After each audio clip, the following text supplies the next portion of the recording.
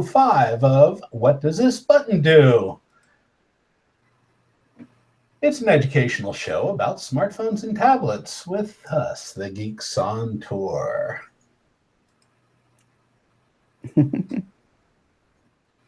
Cool. Hi. Okay, do you think I'm Jim? And here, my wife, Chris, we're Geeks on Tour. Do you think your smartphone is smarter than you? And do you have questions about your Android phone, your iPad tablet? And how do you learn about these amazing devices? Well, we are geeks who teach, and we think the best way to learn is in bite-sized pieces on a regular basis. So we came up with this weekly show. All of our content is collected on our website, geeksontour.com.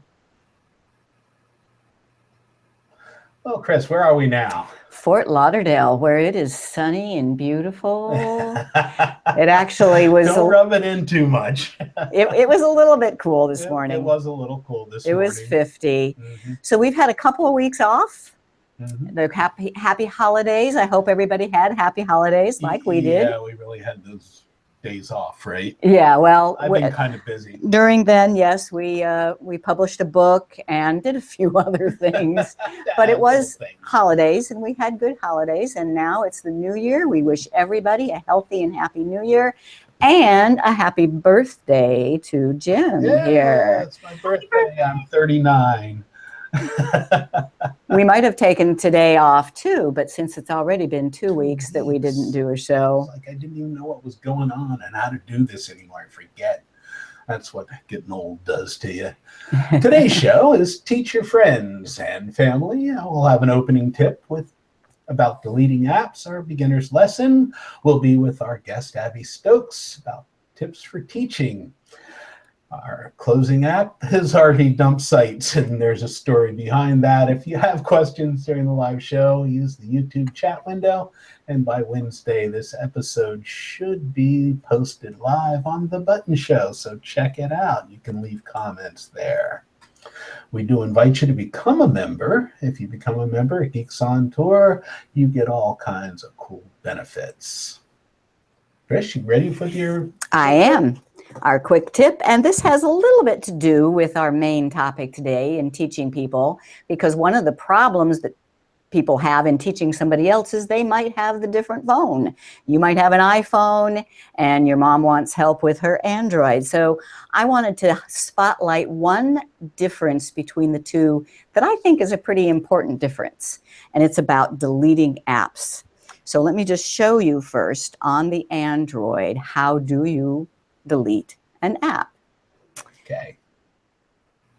You ready? Yeah, as soon as I get this message off the screen. Okay. So here is my Android phone, and I'm going to swipe over to the last screen to say, see that app there, Blogger? I say, you know, I really don't use that app at all. I want to get rid of it. The way you get rid of it is to long press, and then you'll see a little trash can or the word remove. Now this looks different when it's vertical. I want to switch it to vertical. So I long press on Blogger, and then there's a remove. And there's an uninstall there too. Yes, but remove takes it off of the screen. So it looks like it's gone, right? But on Android, no, it is not gone. There's this grid down here called All Apps, or App Drawer, some people call it. And there's Blogger right there, so I can still run it from there. Theoretically, you could have nothing on your home screens, and you could still use an Android device with all the apps in the All Apps. iPhone works differently. So this one is my iPhone. And here also is my last screen that doesn't have much on it. And here's this one called Ring Meetings. And that was something I just used once. And I don't need it anymore. I had a meeting with somebody. This is what they used. I had to have it. To get rid of it, you still long press, just like on the Android, and this little X. Everything starts to wiggle and you get a little X. You tap the X and it says delete meetings. Deleting this app will also delete its data. When I press delete there, And how do you stop them from wiggling? Press the home key. The home button, very important button. Call it a key. The home button. That app is gone. There is no all apps on iPhone devices. Yeah, everything that's loaded is there. So just a little review there. The question then, when you delete an app's icon from your home screen, does it remove it or uninstall it from your device? On the iPhone, iPad, the answer is yes. On the Android, the answer is no. So one of when you go to teach somebody else, don't assume that you know their device, even if they have the exact same device as you. It might not work exactly the same. So consider teaching a learning experience. Okay. So we do invite you to subscribe to our YouTube channel. You can go to youtube.com. Our name over there is 2 Geeks on Tour, but if you just search for Geeks on Tour, you'll end up finding us, I'm sure. All right, let's see if we have any questions yet. I see a bunch of people saying hello and greetings from cold wherever it is. Victoria, BC. Oh, snowy Oregon. And somebody says it's 7 degrees here in Connecticut this morning. I think Abby might have something to say about that too. Okay, but no questions. But if you do have questions, go ahead and put them in the comments or in the chat on the YouTube site, and I'll try and get to them then. So the main meat of our show today is how to teach technology to your friends and family. And it does seem like it's the youngest kids who know the most. And Abby will talk a little bit about that. But I want to talk about why we picked this topic first, and then I'll introduce Abby. I have a couple of friends recently who have asked what to do about their family members who've gotten a new phone. And they wanted to just say, gee, Geeks on Tour, you'll teach them, right? All I have to do is get them a membership and I'm done. Wouldn't that be nice? They'll learn. And I say, sorry, I mean, I love the business, but no, that's not going to work for 2 reasons. And number one is that real beginners, now our show is for beginners, but not real beginners. Rank beginners. They need a live person, not a video. I've been convinced of that over many years of teaching all kinds of technology.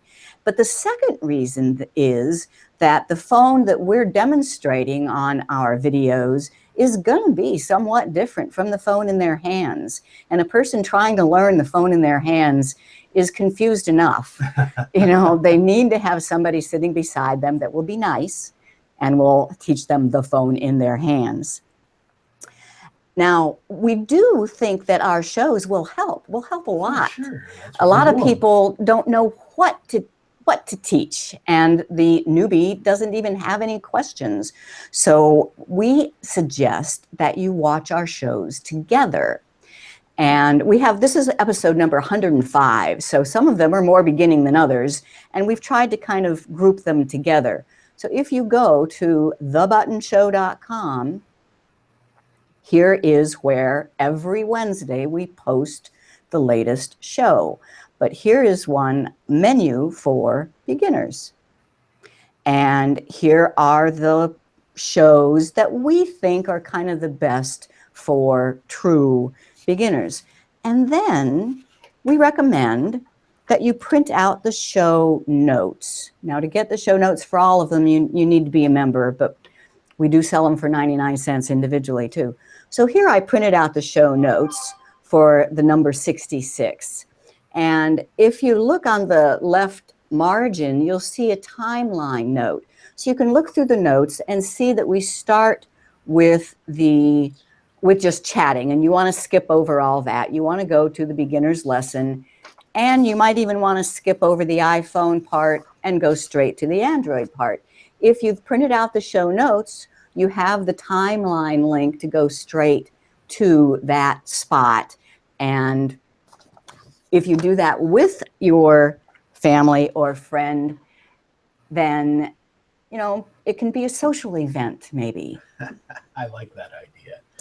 Okay, so that's my just kind of introduction to why we did this topic. But Abby Stokes is the author of What Is This Thing On? And her website is Abby Stokes. Her Facebook, AskAbbyStokes.com. Thank you. Yes. And we are so happy to have her here with us again. She's been on our show before. She is as passionate about learning technology and teaching it as we are. And that has created a real bond. We love you, Abby.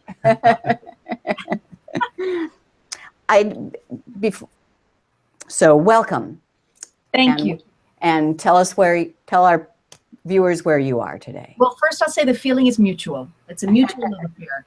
I'm actually in Connecticut right now, so whoever it was that said it was 7 degrees, I hear you. I had to dig out my car this morning, so it's here. I'm jealous. Yes, with good reason. It's very nice here.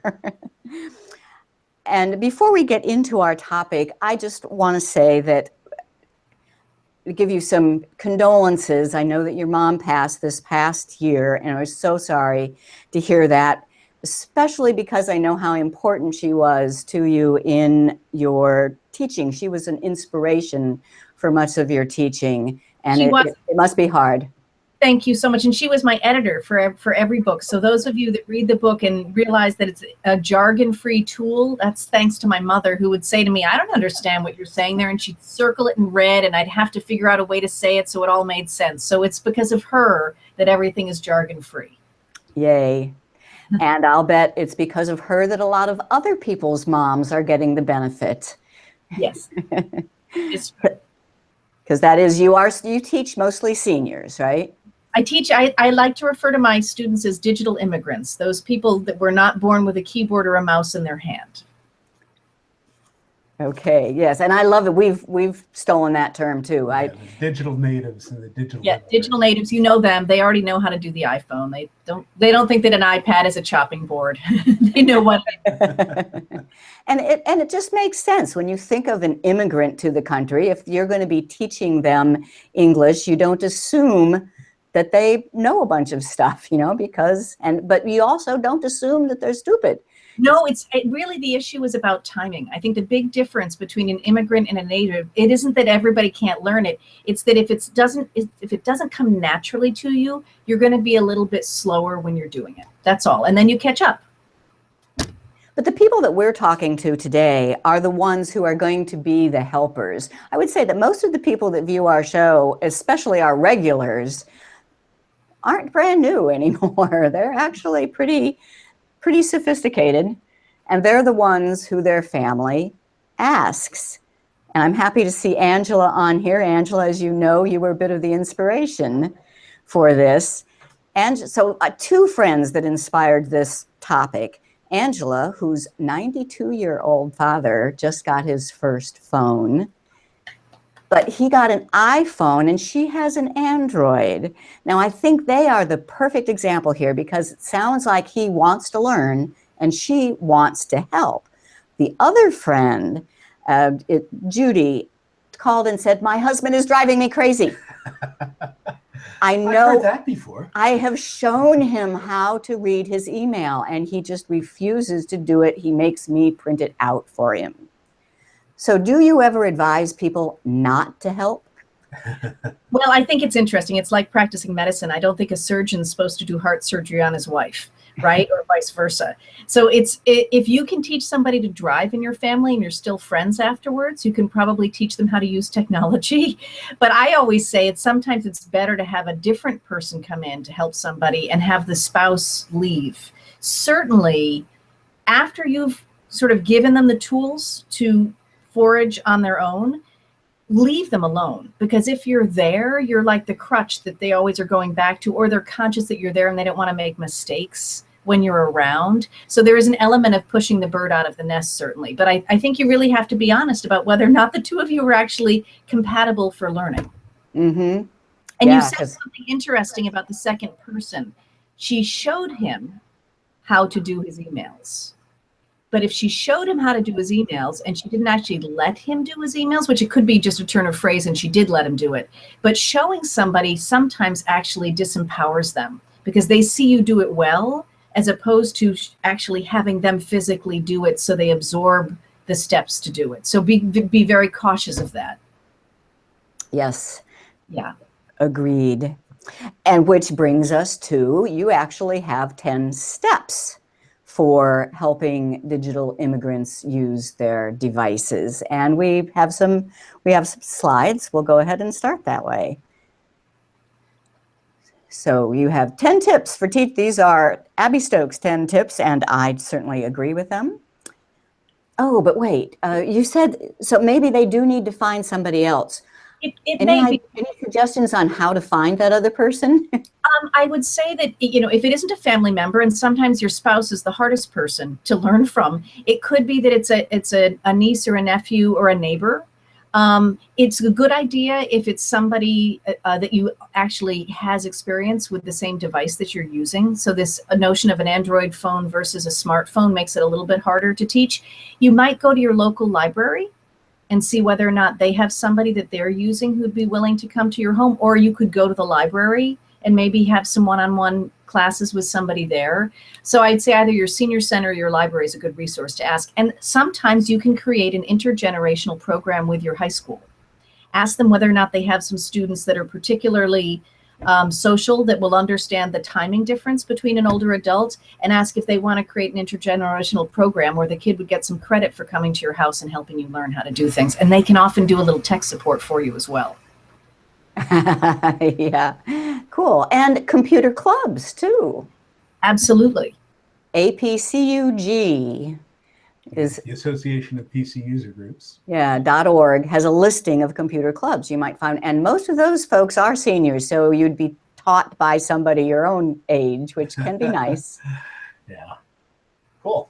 Okay, now we're ready for the 10 tips. Okay, are you sure? Yeah. There we go. Take it away, Abby. All right, so the first tip, and everybody always misconstrues this, it's watch your language. And I think for most people, they think, that computer drives me so crazy, I really can't swear at it. And of course, you can swear at your computer all you want to. Nobody's hearing you. Use any foul language you want. What I mean when I say watch your language is actually watch the language you're using with the person you're sitting beside. Computer jargon, it's so easy when you've heard it for a year or 2 or 20, it makes sense to you, but something as simple as, well, all you need to do, Mom, is download that app.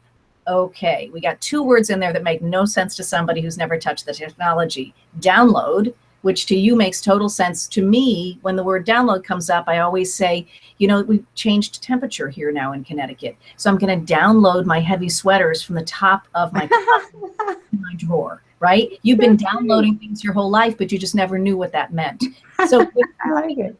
Well, it sort of just helps. An app, we know what an app is, but it's a software application, which became an app, which means it's a program on some handheld device. So anytime, I look at the person in the eye as I'm speaking to them, and you will see when they glaze over or when they look fearful. And that means you just said a word that they don't understand, but they don't feel comfortable actually asking you what the word means. So if I'm teaching a class, the first thing I will say to them is, please, will you raise your hand the moment I say something you don't understand? And it's on me if I'm using jargon. That's my mistake. That's not their mistake that they don't know what it means. So that's what I mean by watch your language. Yeah, your mother taught you well. Yeah, she did. She did. And wash your mouth out with soap if you start using jargon. And say, exactly, I'm going to wash your mouth out. And sometimes it's fun to teach a little jargon so that they can feel empowered to sort of toss it around at a cocktail party. So you can also, empower them with it. There are some websites that have jargon words and that say, if you really want to sound smart, you can just pick a word from column A and add it to a word from column B and write a sentence out. Those are fun. But don't go like Mad Libs, but with technical jargon. That's yeah, fun. Those are fun. Okay, number 2. Number 2, what turns them on? Again, you could misconstrue this a little bit if you wanted to. But what I mean by that is before you sit down with somebody to show them something, the way that we respond to learning is if we see the benefit. You know, the benefit to learning how to drive is you're 16 years old and you can get away from your parents. In this case with technology, before you sit down with somebody, find out what their interests are. It's okay to find out what their technological questions are, but actually find out what they enjoy in life. So you are prepared with websites or apps or activities with the device that speak directly to what they're interested in. If it's photography, if it's knitting, if it's travel, if it's maps, whatever that is, the more you can hit them with something that they don't see the device, but they see the result of the device, it's more effective. Oh, and I have a great example of that. We had our Techno Geek Learning Rally, and one guy came, but he dragged his wife along with him, right? She says, I don't care, I don't want any of this stuff, but he had given her an iPad. And she had been kind of estranged from a granddaughter. She wondered if maybe she could use Facebook and connect to this granddaughter. By the end of the rally, she was inseparable with that iPad because it wasn't an iPad, it was her granddaughter. Fantastic. And you're bringing up a good question, actually. If you're thinking of teaching somebody who's a real newbie, the question that can come up, I'm diverting from our steps for a moment here, is it easier to use a computer, or is it easier to use a tablet or an iPad? And I would just say to you, you guys can talk about this with me and see if you agree, there are less steps when you're using a tablet or an iPad than when you're teaching somebody how to use a computer. So there are other factors to take into consideration, but you might want to keep that in mind, that it is a simpler process when you're just touching the screen of an iPad. I do know plenty of people who never cared about computers, just didn't want to touch it, and they are inseparable with their iPads, and mostly iPads. There doesn't seem to be much tablet in the Android world, but there are some. It's not that much different. Yeah. Step 3. Yep. Slow and steady wins the race. In this case, especially digital natives, especially younger digital natives, part of what sort of is the fun of the technology is the speed with which you trippingly go from one thing to another. That is not conducive to learning. So I really think the best thing you can do is slow it down. And really, this is about eye contact, again, is take your cue from the person you're sitting with. When you see they've absorbed something and they've taken a breath, it means they're ready to move on. Don't base it on your timing. So I really think the slower you go with somebody, the more they have the time there's so much going on for them. It's emotional, they have fear, they're trying to figure out, not only are they trying to see what you're doing, but they're trying to grasp how on earth this technology happened. So give time for all of that to unfold while you're working with somebody. So the slower you go, the more they will be able to absorb it and enjoy it and then move on. And you mentioned that picking the right time of the day can be important too. Super important, especially when you're dealing with older people, and I'm including myself in this. Some people are better in the morning to absorb things. Some people are better at late afternoon. For me is nap time, no matter how you slice it. It doesn't matter what I had for lunch. I'm a 2 to 4 o'clock kind of in the clouds. So see what time it is better for the person you're working with. Cocktail hour is very lovely to socialize, not so great with technology when you're trying to learn. It could be good for the teacher part of it, though. I think a glass of wine might be an essential tool in your teacher's cabinet. And it could also be a little bribe when success has occurred. There you go. There you go. Yeah. But which is why I really like the idea of people watching together our show. It can be a social thing. Sometimes you don't have anything to talk about with your parent or the friend. It can be a weekly event where you get together and do something fun and useful. I love that idea, and I love that idea for so many different reasons, because initially, to your point, it's nicer if you have a warm body sitting beside you while you're doing that. But because your videos are progressive in learning, you could actually have it be that it happens, somebody's visiting for a week, so you guys can go through the initial beginner videos together. But what about when they're not with you? You guys could simultaneously watch them on your devices while you're on your phone together to talk about it, even when you're not in the same room, which I think is a lovely idea. You must be a digital native. That didn't occur to me. Well, there you go. It really didn't. That's great. Number 4, shake it up. Number 4 is shake it up. If you're teaching somebody, when I teach classes with a desktop computer, I actually have the students put their hands on the desktop and shake it and take the tail of the mouse and spin it. Even with something as more fragile as an iPhone or an iPad or a tablet, you can have somebody just touch it all over and know that they're not hurting anything. I wouldn't have them drop it on the floor, but I would have them actually really manipulate it so that they know this isn't such a fragile thing in their hands. And then they can actually learn when they manipulate it how sometimes things happen that they don't expect to have happen. But I really think it's good to shake it up so people realize it's not that fragile. Okay, good. Step 5 is play wingman. And I will say of all the things, this is the thing I hold fast when I'm telling somebody about teaching is do not touch the device for the other person. Part of their learning is literally just being brave enough to touch what's in front of them. If you do it for them, whether it's the keyboard or whether it's tapping on a screen, you're showing them how to do it, but you're also showing them that you know how to do it and they don't. We need to figure out from a tactile point of view where they have limitations, whether it's because you have arthritis or Parkinson's, you're just generally nervous, or you've got dry fingertips. We want to see how we need to modify the instructions or how we do something generally when they're touching the device. So I sit beside somebody and I'll sit on my hands if I have to. The only time I touch it is if I'm having them put their hand on mine or my hand on theirs to sort of show them something if they're having some difficulty. I would just state one exception to this. I mean, I agree completely, but there is an exception. And that's when the teacher isn't exactly sure how to accomplish something on their phone. It's not working the way they expected to. You're learning something new. Having them flub around as you're saying, well, try this. Oh, well, no, that didn't work. Okay, try this. I usually ask permission.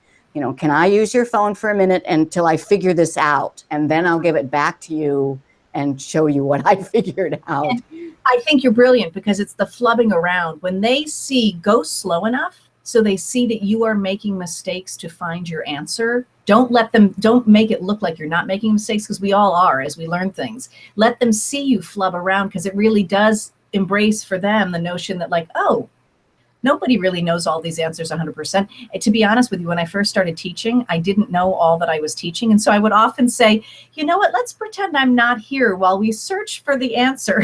Instead of my saying I didn't know the answer. Now I'm much more apt to say I don't know the answer. But in the beginning, I didn't think that was a good idea.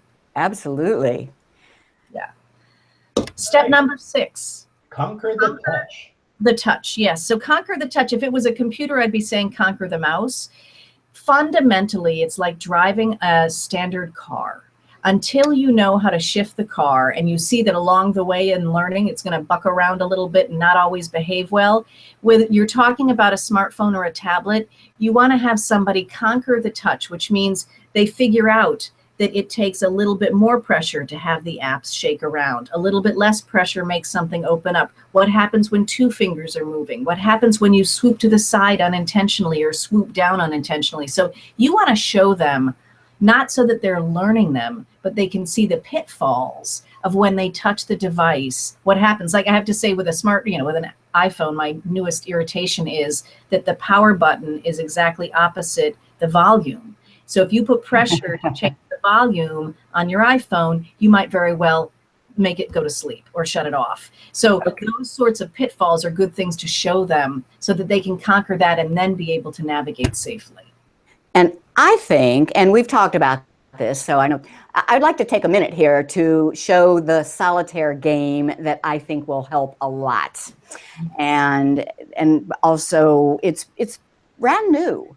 I mean, solitaire has been out forever, of course, but it's been hard to find the right one on the phones. Well, a few weeks ago, Microsoft released their solitaire package that works the same as that one that everybody learned on the computer. So on the iPhone, I want to show you, if you go to App Store and search for solitaire. And is it free? Yes. Oh, great. And there are a ton of them, but the reason I want to show it to you on here is to say you will notice one after a while that is by Microsoft. You think there are enough solitaire games? Really, look it up. And maybe you'll find that you like one of these better, or you like other games to teach the touches. Well, it is here. There it is, finally. So Microsoft Solitaire Collection. And I have already installed it. So I just want you to see it. And it says Solitaire Collection. So there's a bunch of things in here, but it's Klondike, which is the classic solitaire. My favorite is Free Cell. Right. If you used Free Cell, it's there too. Now, one thing that I don't like about it, though, is it has what's called single tap is on. So if I just tap the 8, it goes down to the 9. I don't like that. I want people to be learning about dragging. So you go into the and I also don't like those noises. You might want to play it late at night. So in the options, and this is something they will learn how to go into options by tapping the little gear. And then there is a single tap to move. I turn that off. And sound effects, oops, not timer, sound effects, I turn that off. And then X. Now I can't just single tap, and I think that's cheating. I think the single tap is absolutely cheating. So, and now of course I have nothing that's working, nothing that I can play. There, the 2 onto the 3, drag. See, just the tapping doesn't do anything anymore. You have to drag. And the exact same app is on the Android. I'm so glad they did that, because as a tool, I've always used that on the computer because I think it's so essential, because it teaches you all the different things with the mouse. It's so great they now have that on the smartphone and the tablet. And there are tons of other games too. I mean, our viewers might know a bunch more, but standard solitaire is a good way to get started. Absolutely. Take a break. I like the idea of that image you've got there for the take a break. We're always talking about the liquor, aren't we? I think it's fundamentally important in a lesson. You know, when I'm teaching classes, you know, I take a break about every half an hour to 45 minutes. When I teach one-on-one with somebody, usually my lessons are either an hour or 2 hours. But I always take a break at the very least after 45 minutes, because you just need to step away, get your eyes to, you know, work a little bit better, take a break, and then go back and start a little bit back further, not just where you ended, but review a little bit, so they feel empowered by the fact that they actually understand what you're saying. You're not diving into something new right away. But I think taking a break is fundamental. And actually, to be specific, the National Institute of Health says that you shouldn't be on a computer for more than 40 minutes without taking a 10-minute break. So I always say a kitchen timer for somebody that doesn't know how to use the timer on their smartphone. A kitchen timer is a really good idea by your computer or by your tablet. Well, it's time for me to go. You say so no longer than 45, but haven't you also said that like even just little 15-minute lessons, if you can, is best? I think when you're not sitting beside somebody, for yourself, you know, when that person is now on their own, to do, 10 or 15 minutes is a lesson, but really 10 or 15 minutes for a new user is just the right amount to just, they can turn it on, they can do a couple of actions, and then they set it down and go, whew, I did a great job. I'm going to do something else and then come back again. I think that building for themselves is a great idea for 10 or 15 minutes. Okay, number 8, a 3-step method. My 3-step method is this, and to your point, Chris, if we're just showing somebody one thing to do using the home button, or how to, you know, open up the weather, you don't have to go through this 3-step method. But if something has more than 3 steps to it, I would suggest that the first thing you do is, as wingman, you walk them through how to do what it is that you're trying to accomplish, taking a picture so that you can change maybe the direction of the camera or whatever is you're doing with the smartphone or the tablet. Do it once, The second time you do it with them, have them write down the steps as they do it.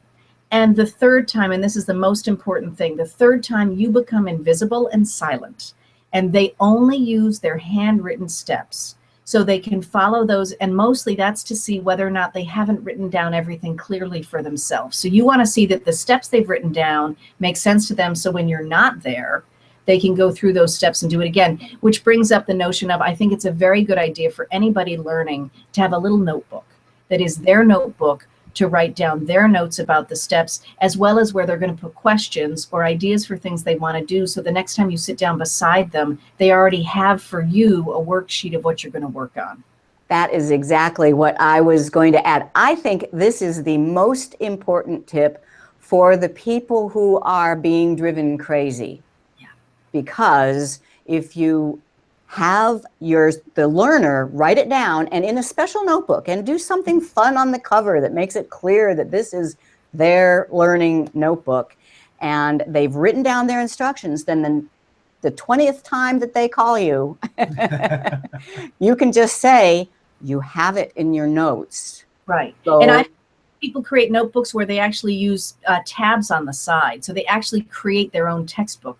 So their tabs get them to the most frequent things that they've written down that they need to reference back to. And people, by their nature, when you're sitting beside somebody and they're learning, they're going to write it down fast because they think they don't want to take up your time and they don't want to seem like they need to be that detailed. Make them slow down and really say, can you read that? Because I know I can't read that. Is it better for you to do a little drawing of what's on the screen instead of trying to write down the name of something that you might not remember? Like, really feed in and be sure that they're doing it slowly and methodically so that they can read it. yeah, I think that's excellent. Number 9. Let me find it. There it is. Not their fault.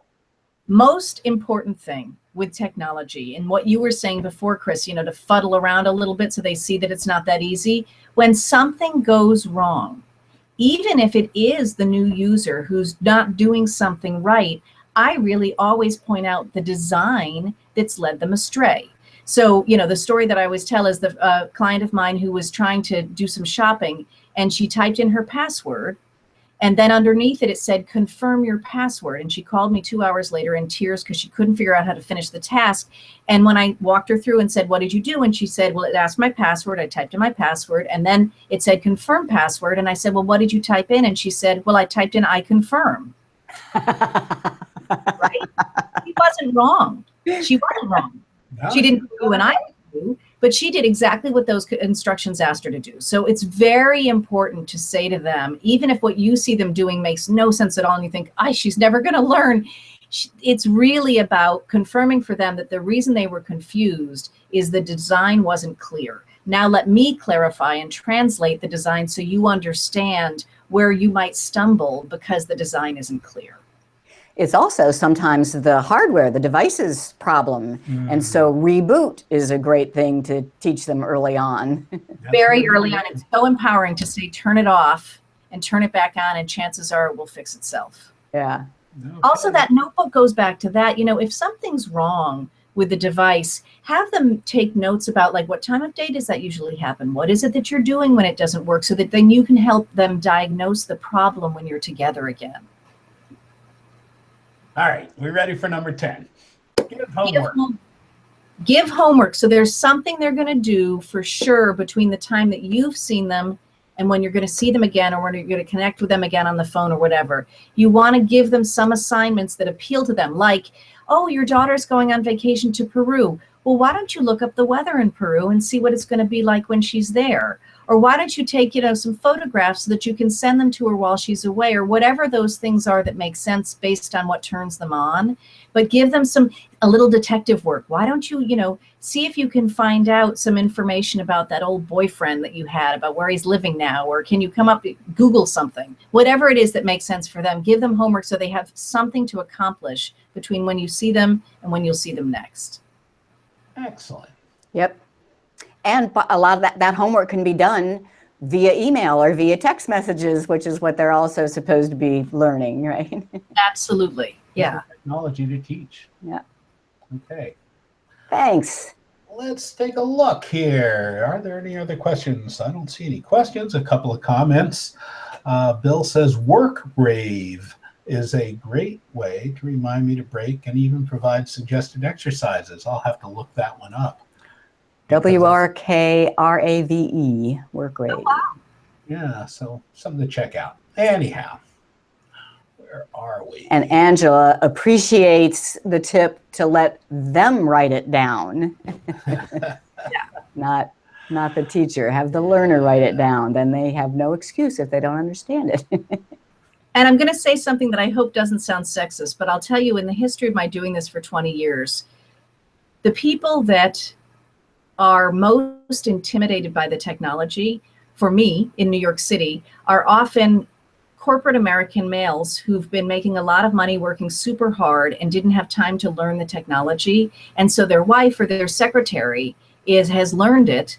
And that's part of the print my emails and let me read them instead scenario.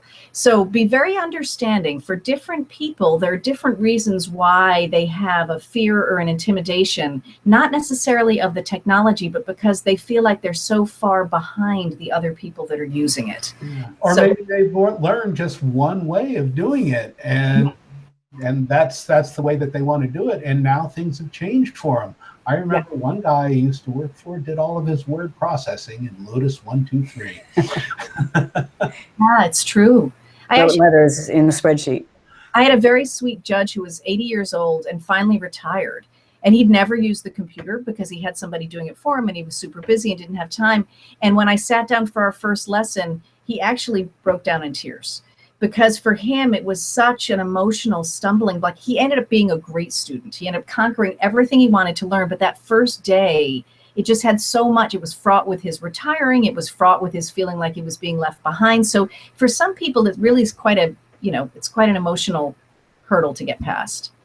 Hear you. Well, we do invite you out there to like us on Facebook. It's facebook.com/geeksontour. And Abby is facebook.com/askabby-Stokes. Yeah, we'll have to put all of those up on the final. Yeah, we will. Final slide. Well, I guess we're gonna quickly go through our app of the week. The reason I picked dump sites is we were asking Abby about, what some of the apps she likes, and what was that one that you have for my all-time favorite? It's sponsored by Charmin. It's called Sit or Squat. So a lot of our folks are RVers, and we bring our own sitting and squatting places with us as we travel, but we have to dump those tanks. So I found an app and a website that is all about RV dump sites. And it was really pretty cool. It's called RV Dump Sites. It's an app and pretty much the website. And it'll actually do some directions for you and find dump stations along the way. I thought that was just too cool. As you travel, you need to get rid of something, and this is one way to do it. Okay, so, well,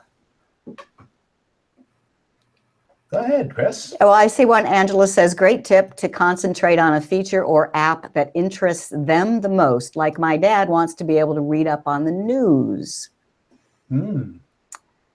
Absolutely. So always have something that interests them. I'll tell you, statistically, older adults' points of interest are health, weather, shopping, money, travel. Yeah. Those sound good to me. Yeah. So yeah, I do think it's important to focus on what they want, but always throw in one little thing that they don't realize the phone can do. Like make them take a photo, show them how maps can navigate, something to excite them as well. It's a great idea. Okay. All right. That's it. Now I can say, well, did you learn something? Well, these are our review questions. Where can you find the best button shows for beginners? I'll take that one. thebuttonshow.com, and then there's a menu item that says beginners, and we try to list there the episodes we think are the most useful for beginners. Okay, a family member is always the best teacher. True or false? I take C. I'd say sometimes. When teaching, whose hand should be on the device? the teacher or the learner? Chris, is that you or me? No, you take it, Abby. I say the learner, always the learner. I agree. What's the best length of time for a lesson? What do you think, Abby? I'd say it's a range between 15 and 45 minutes. Tune into what they're, where they are with that. And what are the 3 steps for teaching something important? You do it once, have them do it. The second thing is they write it down. And the third time you are invisible and they look at their notes and they do it. Cool. 3 steps. And to learn more from our guest, Abby Stokes, go to her website. And what is that? AskAbbyStokes.com. And there is a complete article with all of these 10 steps on there too, if you want them for review. And they're actually on the helpful guides. We were talking about it before. There's actually a glossary in there. So if you wanted to print out a glossary for terms, there's a glossary in there that you can print out. Way cool. And of course, the book, Is This Thing On? Whoop, there we go. Put it back up there. There it is. Thanks so much. All right, Chris, what's the webpage that lists all of our weekly shows? geeksontour.com, and the menu item is Weekly Show. And the webpage that lists all of our recent newsletters. geeksontour.com and Blogs News. Right. Newsletters is under there. And the benefits you get by joining Geeks on Tour. Well, you get our complete learning library of tutorial videos. You also get to ask questions in our member Q&A forum, the show notes for all these shows, and discounts on products, and the complete ebook of our Mrs. Geeks Guide to Google Photos is free for members. All right. So we do invite you to become a member at geeksontour.com. Just go to our website and click on the button that says Become a Member. Next time, we'll have another show next Sunday, live recording. And we're going to be talking about messaging with a small m, not the big M. There's a lot more than texting anymore. We'll post on Wednesday to the Button Show, including the show notes, so you can always check that out. Watch for the notification for our next show and let us know that you're watching. Leave any questions in the comments. That'd be really cool. So that's it for today's show. Any final words, Abby? It's just so nice to be with you guys again. I hope I get to do it again soon. Okay. Again, it was wonderful having you. Thanks again so much. And we'll see you all next week. Keep pushing those buttons. Don't touch that button.